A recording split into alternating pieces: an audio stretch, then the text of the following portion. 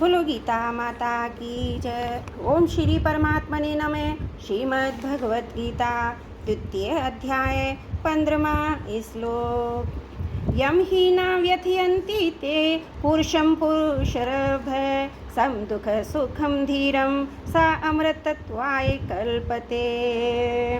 पुरुषरम मनुष्य प्राय परिस्थिति को बदलने का ही विचार करता है, जो कभी बदली नहीं जा सकती, जिनको बदलना संभव नहीं है। युद्ध रूपी परिस्थितियों के प्राप्त होने पर अर्जुन ने उसको बदलने का विचार न करके अपने कल्याण का विचार कर लिया। यह कल्याण का विचार करना ही मनुष्यों में उनकी श्रेष्ठता है। सम दुख सुखम धीरम, धीर मनुष्य सुख दुख में सम होता है। अंतकरण की वृत्ति से ही सुख और दुख ये दोनों अलग अलग दिखते हैं। सुख दुख के भोगने में पुरुष चेतन हेतु है और हेतु बनता है प्रकृति में स्थित होने से।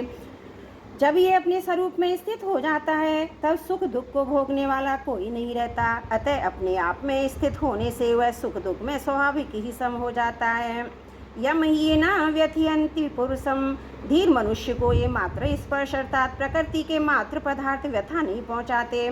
प्राकृत पदार्थों के संयोग से तो सुख होता है वह भी व्यथा है, और उन पदार्थों के वियोग से जो दुख होता है वह भी व्यथा है, परंतु उनकी दृष्टि समता की तरफ है। उसको ये प्राकृत पदार्थ सुखी दुखी नहीं कर सकते। समता की तरफ दृष्टि रहने से अनुकूलता को लेकर उस सुख का ज्ञान तो होता है, पर उसका भोग न होने से अंतकरण में उस सुख का स्थायी रूप से संस्कार नहीं पड़ता। ऐसे ही प्रतिकूलता आने पर उस दुख का ज्ञान तो होता है, पर उसका भोग न होने से अंतकरण में उस दुख का स्थायी रूप से संस्कार नहीं पड़ता। इस प्रकार सुख दुख के संस्कार ना पड़ने से वह व्यथित नहीं होता। तात्पर्य यह हुआ कि अंतकरण में सुख दुख का ज्ञान होने से वह स्वयं सुखी दुखी नहीं होता। स अमृतत्वाय कल्पते, ऐसा धीर मनुष्य अमरता के योग हो जाता है, अर्थात उसमें अमरता प्राप्त करने की सामर्थ्य आ जाती है।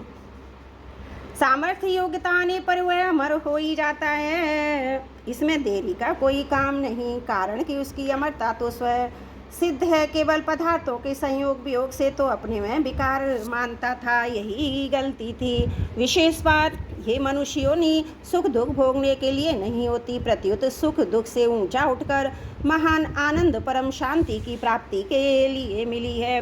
जिस आनंद सुख शांति की प्राप्ति के बाद कुछ प्राप्त करना बाकी नहीं रहता।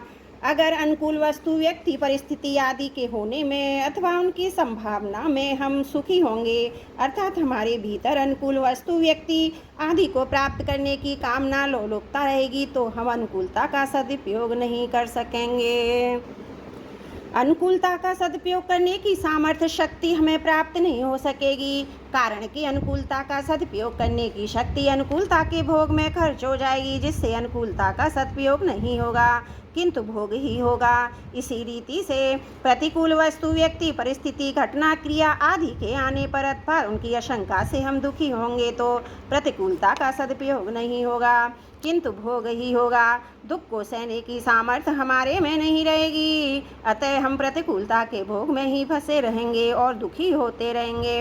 अगर अनुकूल वस्तु व्यक्ति परिस्थिति घटना आदि के प्राप्त होने पर सुख सामग्री का अपने सुख आराम सुविधा के लिए उपयोग करेंगे, उससे राजी होंगे तो यह अनुकूलता का भोग हुआ, परंतु निर्वाह बुद्धि से उपयोग करते हुए इस सुख सामग्री को अभावग्रस्तों की सेवा में लगा दें तो यह अनुकूलता का सदुपयोग हुआ।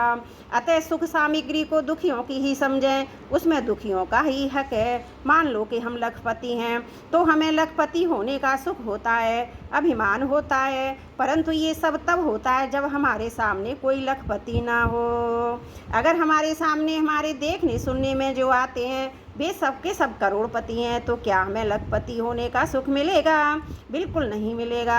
अतः हमें लखपति होने का सुख तो अभावग्रस्तों ने दरिद्रों ने ही दिया। अगर हम मिली हुई सुख सामग्री से अभावग्रस्तों की सेवा न करके स्वयं सुख भोगते हैं तो हम कृतज्ञ होते हैं, इसी से हम अनर्थ पैदा होते हैं। कारण कि हमारे पास जो सुख सामग्री है वह दुखी आदमियों की ही दी हुई है, अतः उस सुख सामग्री को दुखियों की सेवा में लगा देना हमारा कर्तव्य होता है।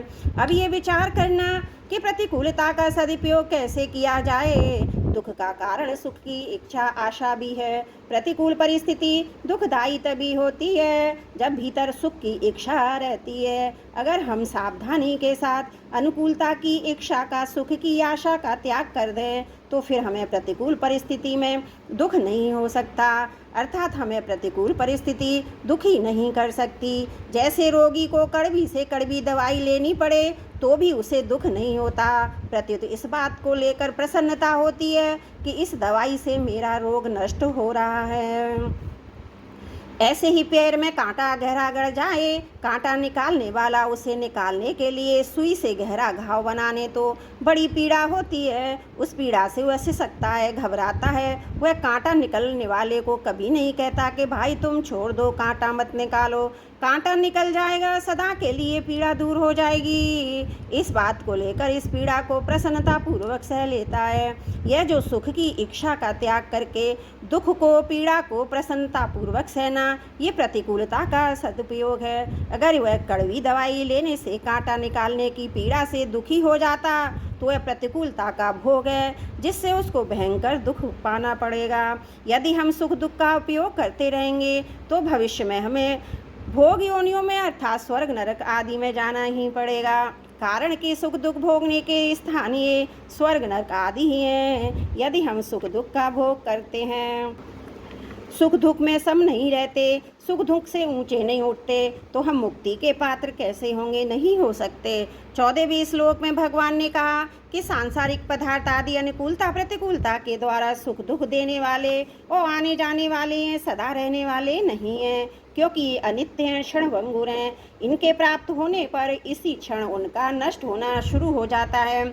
इनका संयोग होते ही इनसे वियोग होना शुरू हो जाता है। ये पहले नहीं थे, पीछे नहीं थे, रहेंगे, वर्तमान में भी प्रति क्षण अभाव में जा रहे हैं। इनको भोग कर हम केवल अपना स्वभाव बिगाड़ रहे हैं। सुख दुख के भोगी बनते जा रहे हैं। सुख दुख के भोगी बनकर हम भोग योनियों के ही पात्र बनते जा रहे हैं। फिर हमें मुक्ति कैसे मिलेगी? हमें मुक्ति भोग की ही रुचि है, फिर तो भगवान हमें मुक्ति कैसे देंगे? इस प्रकार यदि हम सुख दुख का उपयोग ना करके उनका सदुपयोग करेंगे तो हम सुख दुख से ऊंचे उठ जाएंगे और महान आनंद का अनुभव कर लेंगे। परिशिष्ट भाव स्वरूप सत्ता रूप है। सत्ता में कोई व्यथा नहीं है। शरीर में अपनी स्थिति मानने से ही व्यथा होती है। अतः शरीर में अपनी स्थिति मानते हुए कोई भी मनुष्य व्यथा रहित नहीं हो सकता। व्यथा रहित होने का तात्पर्य है प्रिय को प्राप्त होकर हर्षित न होना और अप्रिय को प्राप्त होकर उद्विग्न न होना। व्यथा रहित होने से मनुष्य की बुद्धि स्थिर हो जाती है। स्थिर बुद्धि सम्मूढ़ है।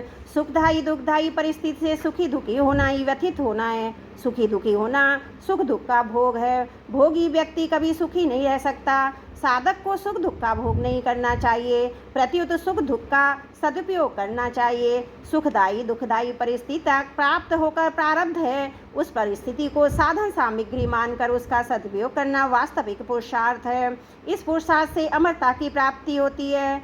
सुख का सदुपयोग मानकर और दूसरों को सुख पहुंचाना, उनकी सेवा करना, और दुख का सदुपयोग है सुख की इच्छा का त्याग करना। दुख का सदुपयोग करने पर साधक दुख के कारण खोजता है, दुख का कारण सुख की इच्छा। यही इस संदर्भ साजा भोगा दुख यावन एवते। जो सुख दुख का भोग करता है उस भोगी का पतन हो जाता है। जो सुख दुख का सदुपयोग करता है वह योगी सुख दुख दोनों से ऊंचे उठकर अमरता का अनुभव करता है। त्रुटियों के लिए क्षमा प्रार्थी हूँ। 15वां श्लोक समाप्त। वसुदेव सुतं देवं कंस चारुणमर्दनं देवकी परमानंदं कृष्णं वंदे जगद्गुरुम्।